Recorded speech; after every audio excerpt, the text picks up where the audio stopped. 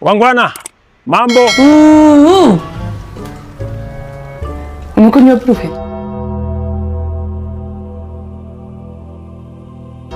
Hello good people, mambo vipi? I go by the name presenter Loba and this is Loba TV. Nyinyi sikizeni.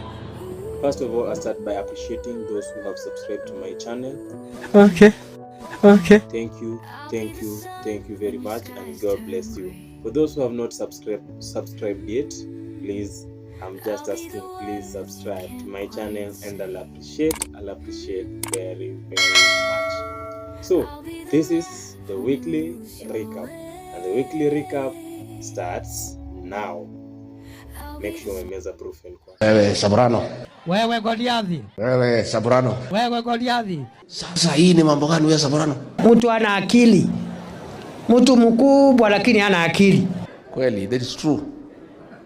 Ile akili yeye anatafuta sisi hatuna. Unakuja na kimbele hapa na kierere. Tunakuonea 18 wewe mzee. Wewe. Tunakuonea 18. Na ukiendelea hivyo mimi nitakuaibisha.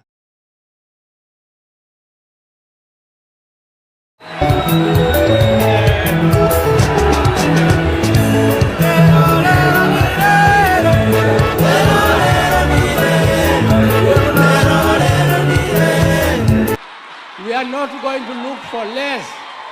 Lakini Deputy President, usifikiria ya kwamba tunataka kiti yako, tunataka kukufukuza.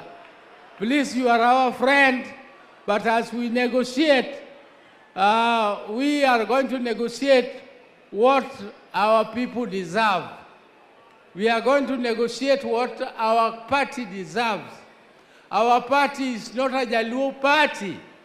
It is a party for the whole of Kenya. And therefore, we are going to negotiate fairly. We don't want tribal parties. Hatutaki tribalists kuongeza nchi yetu. So we are going to negotiate and we are not going to take anybody. Sisi hatuwezi kubali mtu yeyote agawanya hii mlima kwa sababu ndio nguvu yetu. And we know our unity is our strength. Rigathi Gachagua nitakuaibisha, wachana na mimi. Lazima kuwe ni mtu moja, sababu tukigawanya kura ni sawa sawa na kumpatia kura ndugu yangu. Salale.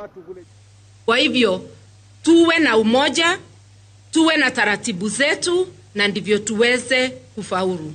Tuungane kabisa. Huu ni wakati wa kuzungumza maneno ya Kenya.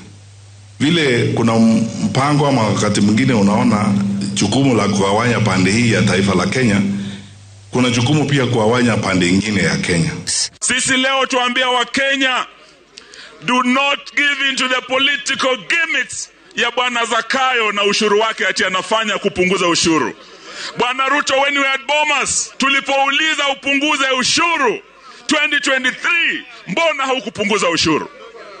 2024 jenzi waliposema upunguze ushuru, mbona hukusikiza? Hawa watu ya makelele hii wanasumbua, wanapiga makelele sijui mitandao wapi. Hawa watu wako na kazi ngumu sana. Kushindana na mimi, wako na kazi ngumu. Tunakuonea 18 wewe mzee.